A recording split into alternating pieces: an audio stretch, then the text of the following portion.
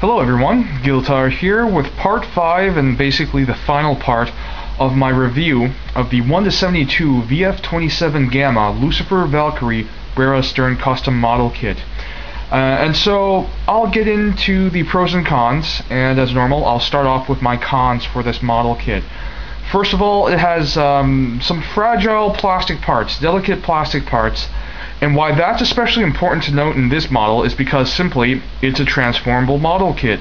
You do actually have to handle it, and there are some demands physically on the model that make the use of these plastic bits less than ideal. It's unfortunate, but at the current sort of level of model kit design, simply put, I believe Bandai did the best it could with this concept of making a model kit transformable. Unfortunately, it still, does bring around the problem of these fragile and delicate parts. I mentioned that I broke the peg that secures the pelvis to the cockpit, and that's one issue that I came across as pretty common. Another issue, and you guys probably can't make it out, but there are these stabilizer fins here that normally are on the cockpit in fighter or Gerwalk mode, and there are these little sort of slim bits, I don't know if you can make it out, right here where my finger is. There's these, it should normally end in a point. This tip of this point here is actually snapped off, and I broke it during transformation just because the hip or a leg component just happened to hit that fin tip part the wrong way. And I was trying my best to be careful. It's just that because they're so small and delicate, it just snapped. And so the other three fins, they end in the same points. I'll be clipping off the points and just filing it down to make the fins more uniform. And without that little point, they'll be much stronger. So yeah, con number one, it's a fragile thing. Plastic models in general are usually fragile. Again, add to the fact that it's a transformable model kit, that means something's bound to snap, fracture, or break, or stress at some point, unless you're extremely careful and very, very, I guess, good at transforming this model kit. And the thing is, when you start practicing to transform the model kit, you're going to make a couple of mistakes more likely than not. Another con to mention is the transformation itself is not bad. It's just that it's very fidgety and fiddly, and there are a lot of loose moving parts that you're trying to manage all at once. And that makes, even though I really love the fact that this is a transforming model kit, I'm not a big fan of the nature of all the moving parts. And again, I'll mention Revenge of the Fallen, Leader Class Jetfire. That Transformers figure, I have it, I enjoy it, but I'm not a big fan of the transformation because it requires the maneuvering of multiple parts at once to make it work right. Another issue with this is that the use of decals and stickers for a lot of the detailing of the model all the way around, they just won't stand up to normal handling. I mean, even if you give it layers of clear coat on top of it, clear coat, top coat is not meant to be primarily a protective layer. Clear coat is really meant to give your model kit the desired finish, whether you want gloss, semi-gloss, or matte or flat finish. It can offer some protective benefits, but that's not what it's there for, and it's not designed to make the model tough. And it will not do a great job of protecting your decals and stickers. Or even paint. It's there to help protect it, but it's not bulletproof. It's bullet resistant, if you get my meaning.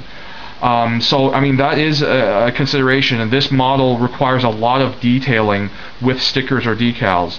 And it's just that because it's a transforming model and you're going to handle it from time to time to transform it, unless you're going to stay away from it, I mean, it's going to basically encounter wear and tear on those stickers or decals. So that's another con. It's just that there's a lot of damage that will happen over time, and they're going to wear down, unfortunately.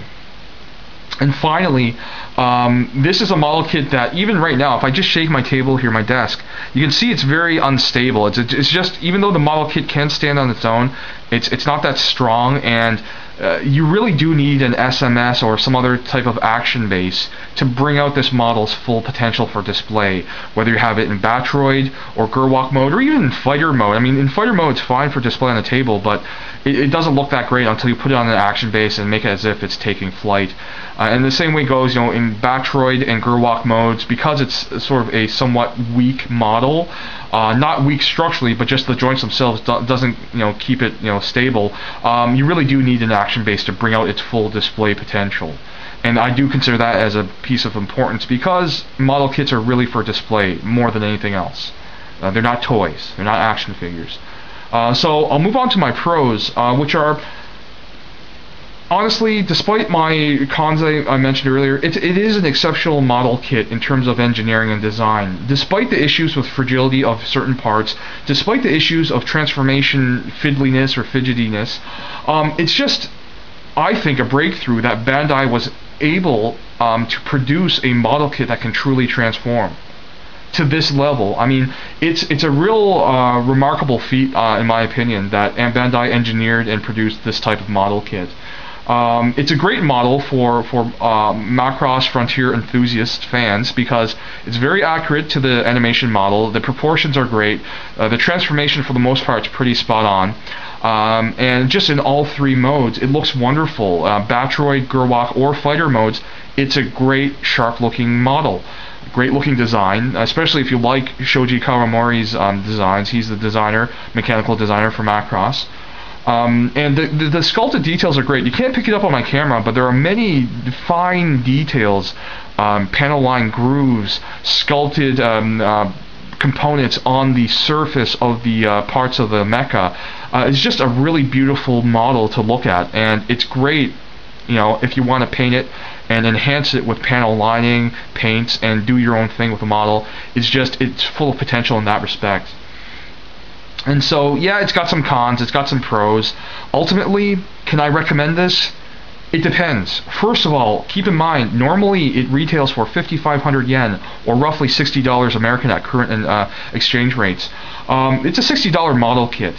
So the only people I can really recommend this for are people who possess one or more of the following traits. First of all, you should be experienced with transforming figures, like Transformers. You need to have that kind of experience to really appreciate this kind of model and not get frustrated and throw this thing across the room. Because I guarantee, if you're a newcomer to transforming model kits, or basically transforming action figures, you're not going to like the Valkyrie 1:72 scale models from Bandai. They do require some experience with transforming products. Secondly, it's really for Macross Frontier fans. You gotta love these designs, because I know some people may not like them, and that's the thing, is that you're paying $60 for a model. You better like the aesthetics that this design offers.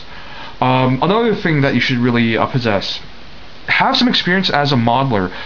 Models themselves are generally fairly delicate. You can't have sort of a ham-fisted approach, physically, to really just paw and manhandle these things. Models in general, and especially these Macross models, you have to be aware of what you're doing when you're handling them, because you're going to snap parts if you don't.